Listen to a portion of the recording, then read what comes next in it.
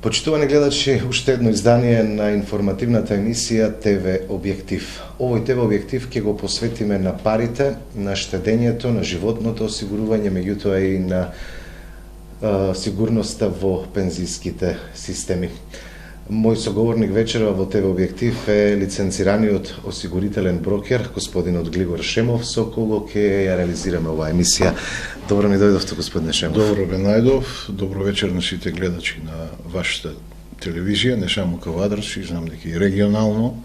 Поздрав до сите, се надевам дека ќе бидеме интересни со нашите дискусија, со нашите информации. Кога се говори за парите, секогаш таа интересна тема, меѓутоа и сега се наоѓаме во еден момент кога политичката криза почна да си го прави своето влијание во делот на финансиите, па токму и од таа актуелна состојба првото прашање, граѓаните имаат некоја несигурност поради политичката криза, започнаа со повлекување на депозити од банките. Како вие ја оценувате финансиската состојба во Република Македонија? Вака сега очо слушаме од медиумите, изјавите на гувернерот на Народна банка дека банкарскиот систем е сигурен, штедните влогови се сигурни и тоа верувам апсолутно е точно. Меѓутоа народот е неколку пати до сега изгорен од банките, да речам, памтиме сите со на бивша Југославија која се распаѓаше, изгореа многу штедни влогови на луѓето. Значи, меѓутоа, моментално банкарскиот систем апсолутно сигурно е стабилен, се гледа тоа. Оние што се плашат, оние што сакат да ги повлечат своите средства од банките, зошто да не размислуват, или оние пак кои што имат средства под перница дома, зошто да не размислуват да ги вложат во штедни осигурувања. Сега, која е разликата меѓу штедните осигурувања и банкарските штедни влогови? Значи, штедните осигурувања се реосигурани во една од најголемата реосигурителна компанија во светот, тоа е Минхен Ре Груп од Германија, и значи сите штедни влогови, да речем, или штедни осигурувања кои се направени во фирмите кои што работат со овие осигурувања, тоа се 4 во Македонија, значи средствата се апсолутно 100% сигурни. Плюс средствата се штедат во девизи, во евра, изразени во евра, значи луѓето си ги уплаќаат средствата во денари, против вредност по среден курс на Народна банка на Македонија, средствата се конвертираат веднаш во евра и штедните влогови фактички се изразени во евра. Од друга страна, добивката или каматата, што пример во банките се вика камата, додека во осигурителните компании тоа се добивка.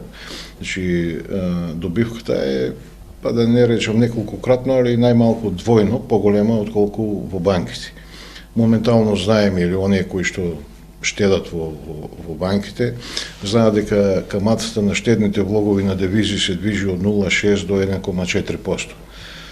Некни гувернерот на Народната банка ја покачи каматата на благајничките записи за 0,75% поени.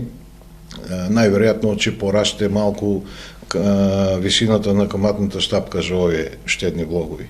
Меѓутоа, за разлика од банките, да речеме, во штедењето во осигурителните компании се движи најмалку од 3 до 5% на годишно ниво.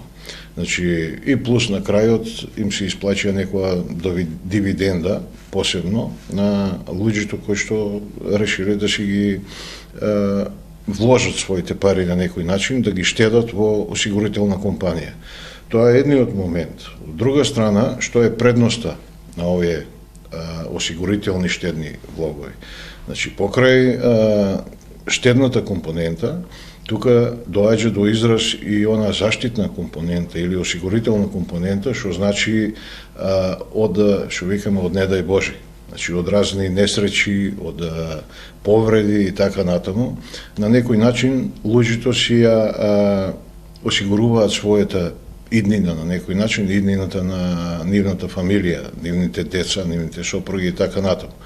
Значи, обично во пракса, да речеме, или во медиумите секојаш се, или во разговорите меѓу луѓето се станува збор за животни осигурувања.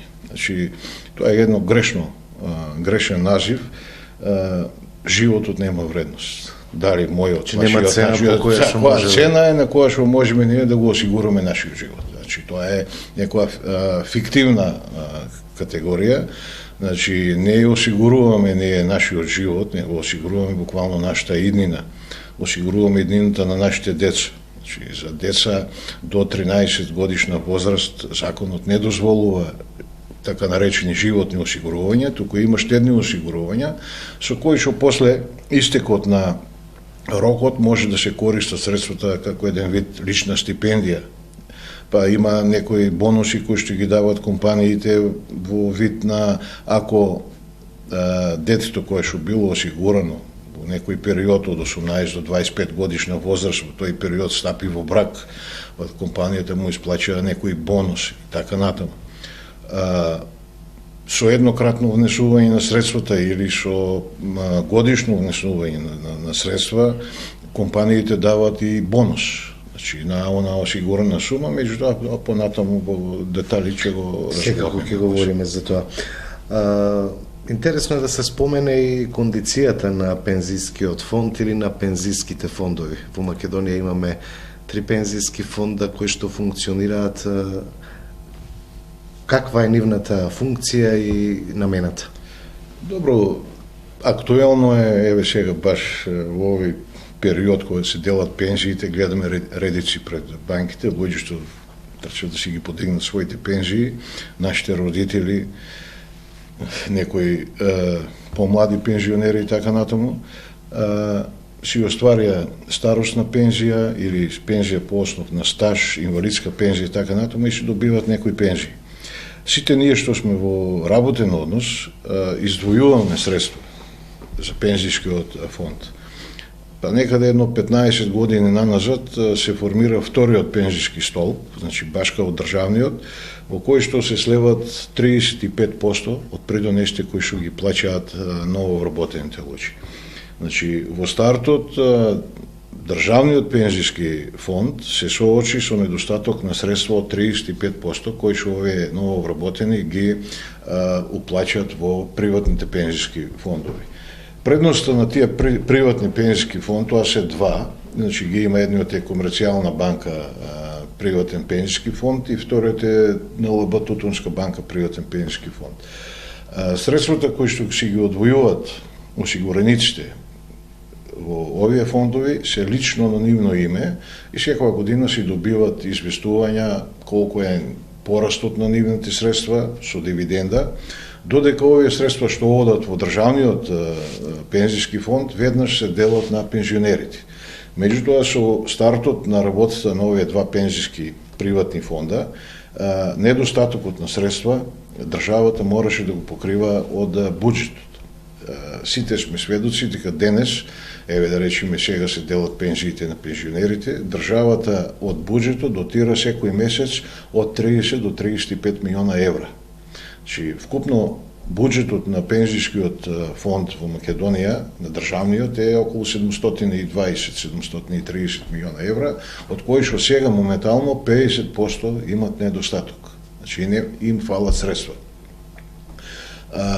Како се движе времето, значи, овие средства ќе се зголемуваат. Недостатокот на овие средства ќе расте.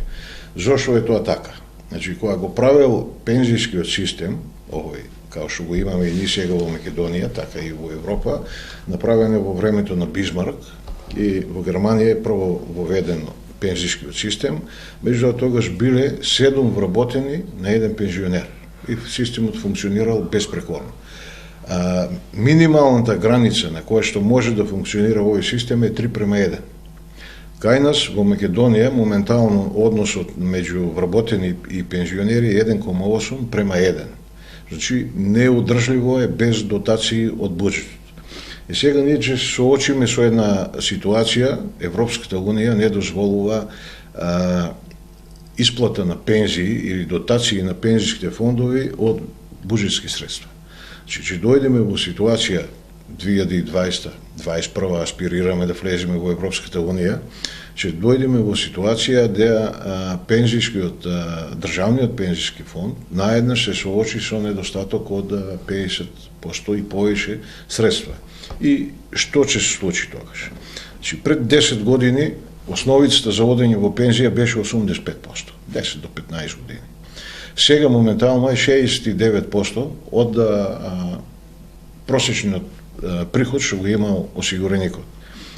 Во една изјава пред неколку години тогашниот министер за труд и социјала Спиро Ристовски кажа дека тоа штампата и медиумите го пренесува дека идните пензионери основицата на која ќе добиват пензија ќе биде 30%. Што значи тоа дека сите ние кои што немаме во приватни фондови да инвестираме дополнителни средства, ние ќе се соочиме во една ситуација, ќе дојдеме во една ситуација кога завршува работниот век и се оде во пензија, до тога се остварувал некој приход. Просечно еве сега во Македонија 300 евра. Макар да тоа 300 евра е многу малку, луѓе земат, најголем дел земат по 200 евра. И сега во семејството влевал некој приход месечен кој што ги задоволувал потребите. На некој повеќе, некој помалку. Наеднаш кога ќе дојдеме со пензијата, ќе дојдеме во ситуација да имаме голем недостаток на средства. Што значи ќе земаме она минималната пензија што ја гарантира државата и ќе дојдеме во ситуација наместо сега како што ги помагат пензионерите, нивните деца и внуци, обратна ситуација да пензионерите за да преживеат мора да барат средства од своите наследници, помош и така натаму. Третиот пензиски стол е доброволен и некои луѓе си уплаќаат во овие двата приватни фондови, дозволени средства државата дозволува годишно колку може, без оптоварување во смисла со персонални даноци и така натаму. И можноста која што дават сега е многу интересно, овие друштвата за осигурување живот, преку штедните животни осигурувања може да се користат како приватна пензиска рента. Што значи средствата кои што ги вложува еден осигуреник по истекот на одреден временски период може, кога ќе дојде за одење во пензија, наместо да ги подигне еднократно средствата, може да одлучи да ги подига средствата секој месец како приватна пензиска рента. Како пример, да речеме, за помладите луѓе како интересно, штедните осигурувања се прават на од минимум 5 до 35 години траење. Значи, некој осигуреник на 30 годишна возраст направи договор на 30 години штедење, да си штеде во осигурителна компанија и вложува 500 евра годишно. Значи, за 30 година би се акумулирале 15.000 евра. Компанијата му дава бонус во зависност од возраста, али на овој пример некаде 10 до 15% бонус. Значи, нема да бидат 15.000 евра во старт гарантирани без добивка, него ќе бидат некаде околу 16-17.000 евра. И тоа се рачуна како осигурана сума во другиот дел, оној осигурителната компонента која станува збор. И сега на овие 16-17.000 евра на 30 години добивката која што исплаќаат осигурителните компании рачунато на денешни стапки, некаде околу 50%. Значи би станале тие средства околу плюс 8.000 евра, да речеме добивка, некаде околу 24-25.000 евра. На 25.000 евра веќе станал осигуреникот 60 години. може да рече да си ги повлече парите наеднъж, или пък, че рече сега сакам 15 или 20 години месечно от моите средства да ми се изплача мене пензijска рента.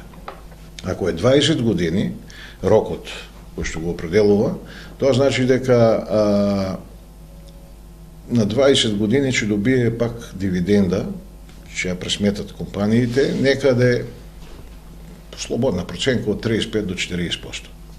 Значи средствата ќе станат околу 30 и кусор хиляди евра, 30 и нешто. Сега напамет збориме, треба табели и така натаму, чисто како пример да го доловиме, да имат гледачите представа за што се работи.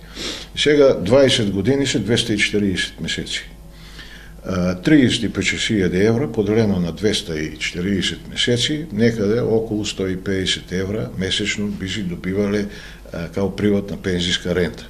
Значи 30 години вложувал по 40 евра месечно, 500 евра годишно, 20 години ќе добива по 150 отприлика евра. Значи една помош во делот на пензијата. Тоа е дополнителна пензија. Тоа си е приватна пензија. Тоа си од средствата. Тоа не ја губи пензијата која што е... пензијата си стоја.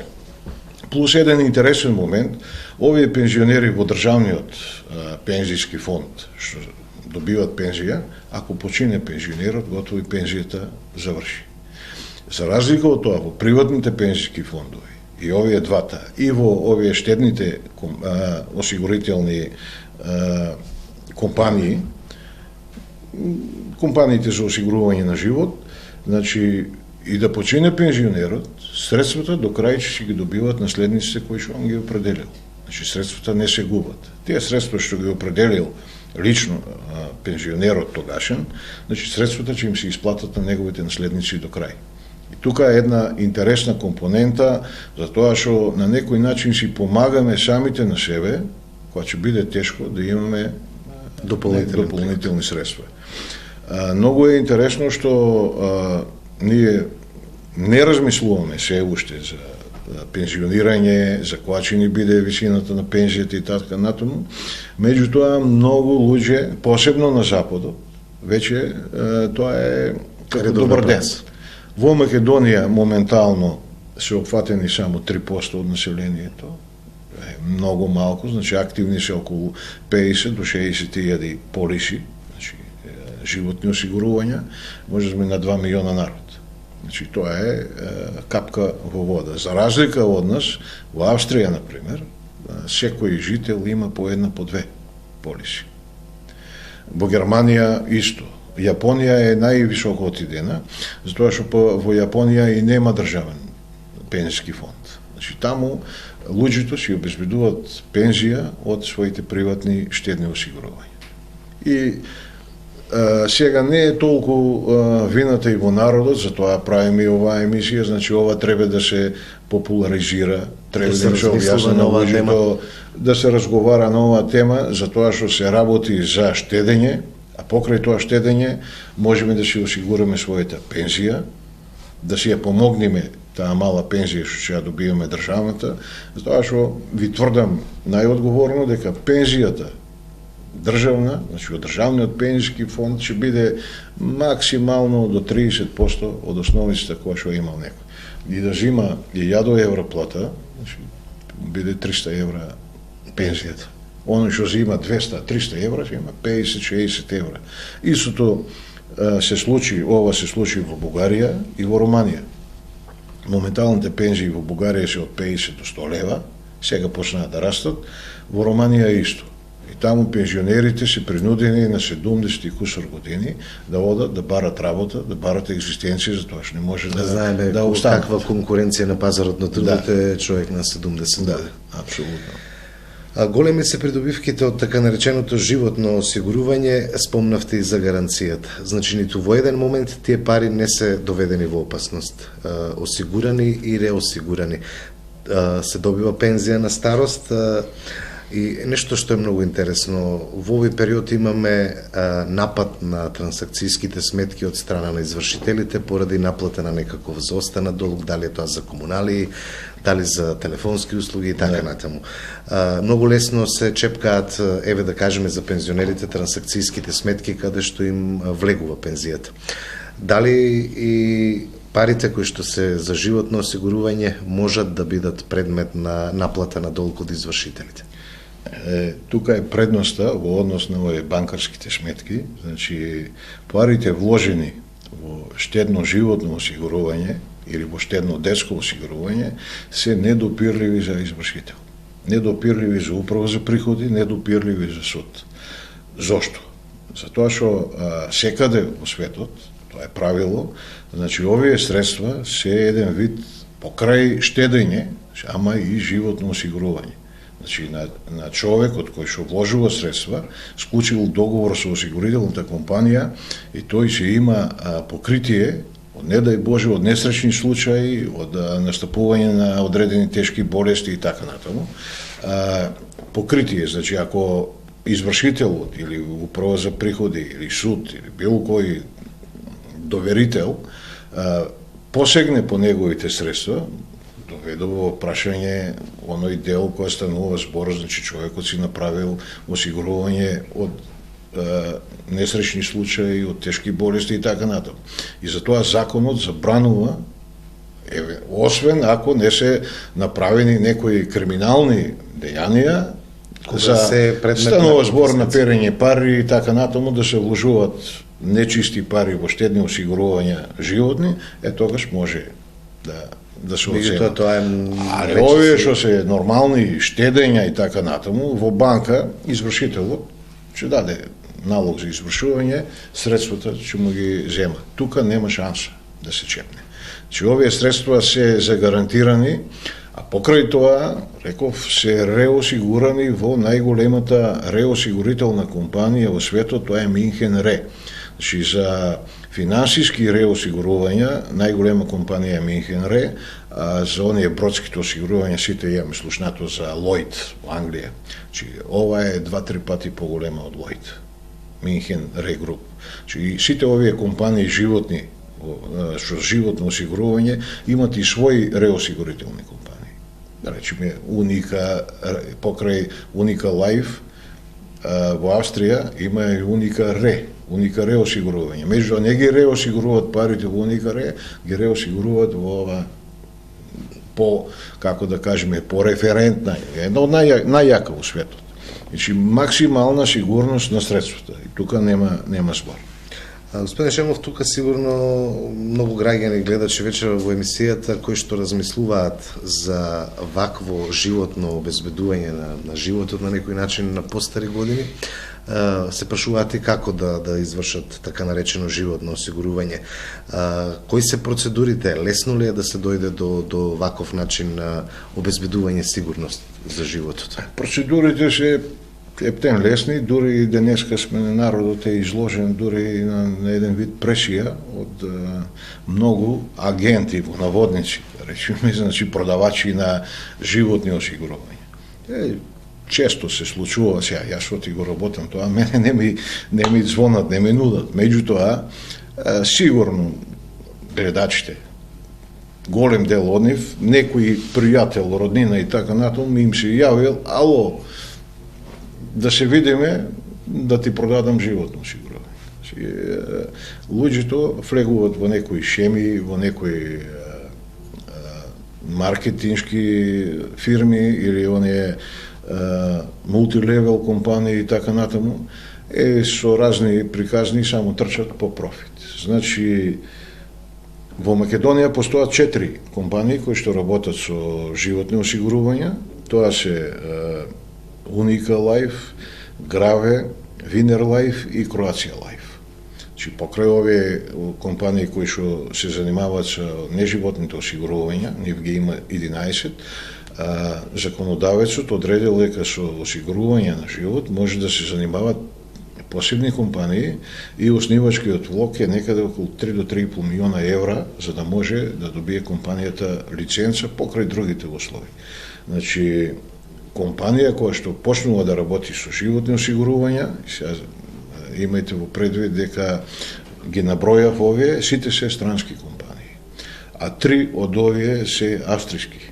Значи, Уника Лайф, Винер Лайф и Граве се австрийски компании. Како што викат Швајцарија земја на банките, Австрија викат земја на осигурувањето. И сега многу од компаниите, овие компании бараат начин како да допрат до своите, до клиенти, до потенцијални клиенти. Значи, има, ајде да не речам мал милион луѓе кои што за некој хонорар се занимаваат со продажба. Викат продажба на животно осигурување, што е ептен грешка. Значи, како ќе му продаеме на некој животно осигурување или ќе го цениме неговиот живот, колку вреди и така натаму. Значи, ние за осигурителните брокери со лиценца, во Македонија се моментално околу 440. Лиценците ги издава Агенција за супервизија на осигурувањето, а покрај осигурителните брокери работат на оваа проблематика и застапници во осигурувањето. Нив ги има доста повише. Значи, лиценцираните брокери на клиентите потенцијални им дават бесплатна услуга, финансиски совети, услуга, што нуди компанијата, под кои услови може да осигура и му прават индивидуален финансиски план, значи да не осете човек оптеретување за средствата кои што ќе ги штеди годишно, повише годишно е тоа, значи Уника, например, Лайф дава од минимум 5 години до 35 години, максимум. Другите компании минимум е 10 години, па нагоре. Значи, на луѓето треба да им се објасне све убаво во детали, кои се покритијата, кои се штедните придобивки, односно која дивиденда дават компаниите, за да може човек да си одбере што е оно што го сака. Тука има покритија од настанување на одредени тешки болести, оние штедни покритија, значи во животот сите ние се соочуваме, како возраста ни одминува, се соочуваме со разни заболувања. Значи многу често гледаме инфаркти, мозочни удари, канцер, бајпас операции и така натаму. Значи човек кога ќе склучи штедно животно осигурување, покрај штедната компонента добива еден вид заштита, осигурителна заштита, не станува збор да не се разболе некој, него кога ќе се случи таков случај, се оптеретува фамилијата, значи треба средства за лекување, треба во приватни болници и така натаму. Осигурителните компании на клиентите кои што имаат договор направен кај нив, во такви случаи им исплаќаат една осигурана сума за лекување. Значи тоа е оној пример преđe што го зборевме на почетокот, значи осигурана сума 17.000 евра, значи ќе му исплатат на клиентот за да се лекува. Не ги интересира компаниите колку кошта лекувањето, значи зависи од висината на договорот. Дали кошта 3, 5, 10.000 евра или повише, нив не ги интересира, му исплачува на клиентот и значи оној кој си направил таков осигурителен договор, направил таква полиса за животно осигурување, фактички се заштитил од финансиски удар, да речеме, и неговата фамилија и себе. Значи, во такви моменти, овие полиси за животно осигурување доаѓа до израз. Значи, финансиска помош која што сам си ја обезбедил човек. Да не трча по пријатели, по овој, по оној, што имаме примери во секојдневието, или па оние средства кои што ги има заштедено, па да ги троши за овие неубави работи. Значи, моја препорака е до гледачите, значи, кога станува збор за склучување на полиса за животно осигурување, да се обратат кај компетентни луѓе, значи, или осигурителни брокери, или застапници во осигурувањето, во осигурителните компании. Тоа се, пак ќе кажам, Уника Лайф, Винер Лайф, Граве и Кроација Лайф. Јас сум вработен во Lion Inc, друштво за застапување во осигурувањето, и ние сме генерален застапник на Уника. И Уника неживотни осигурувања и Уника Лайф. Значи, животните осигурувања кои што ги нуди Unikal Life, може да дојдат во нашата канцеларија подружницата Кавадарци на улица Моша Пијаде број 1 во Лепотиците. Ќе добијат информација без никаква врска, значи луѓето ќе им направиме и финансиски план индивидуален. Ако им се допаѓа, може да се исклучат полица за животно осигурување, ако не им се допаѓа, може да се обратат и на друго место или воопште да не исклучат и така натаму. Нашата цел, и јас лично како брокер имам поставено да не вршиме притисок странките по секоја цена да склучи договор за животно осигурување и да си ние за сметка на тоа да добиеме провизија или плата, а едната му не интересира што и како со клиентот. Значи, професионалците перманентно си ги одржуваат контактите со своите клиенти и ако има некои новини, некои измени во тарифите или во нови продукти, сето тоа им го предлагаме на нашите клиенти кои што ги имаме, а на потенцијалните клиенти нови, нормално им нудиме повише варијанти кои што за нив би одговарале. Господин Шемов, да го заокружим овој разговор. Каков е интересот меѓу кавадарчани? Колку кавадарчани во тие 3-4% на државно ниво учествуваат со така наречено животно осигурување? Па мислам дека во Кавадарци може да речем едно најаките во Македонија. По моето искуство и по моето сознание. Значи, до сега од луѓе со кои што јас сум разговарал, потенцијални клиенти, ретко да сретнам некој и да нема. Сега овие помладите генерации нормално е дека немале ради возраста. Сега они доаѓаат во период се вработиле, завршили факултет, се вработиле, доаѓаат во период кога треба да прават.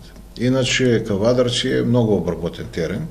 Најверојатно има удел тоаш едни од подобрите општини или градови економски во Македонија, така да као целна група најверојатно и поназад повише години уназад било предмет на обработка овој терен и по моите сознанија мислам дека Кавадарци е број 1 во делот со склучени полиси за животни осигурување во Македонија.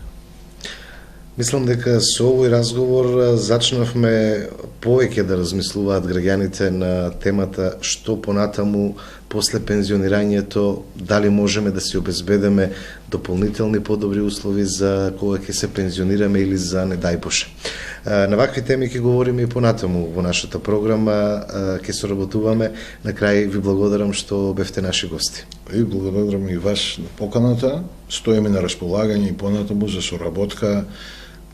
Стоиме на располагање на сите граѓани што им треба да поразговараме, па и оние што имат полиси, може да се направи некоја новација на тие полиси што ги имат, можеме да им предложиме подобри варијанти, слободно нека се обратат, тоа не ги кошта ништо. Значи не наплачаме за нашите услуги. Така, благодарам уште еднаш. Почитувани гледачи, ова беше уште еден ТВ објектив. Овој пат говоревме за парите, штедењето и така нареченото животно осигурување. Се надевам дека веќе размислувате да си обезбедете подобра и посигурна иднина. Благодарам за вниманието и секое добро со нашата програма.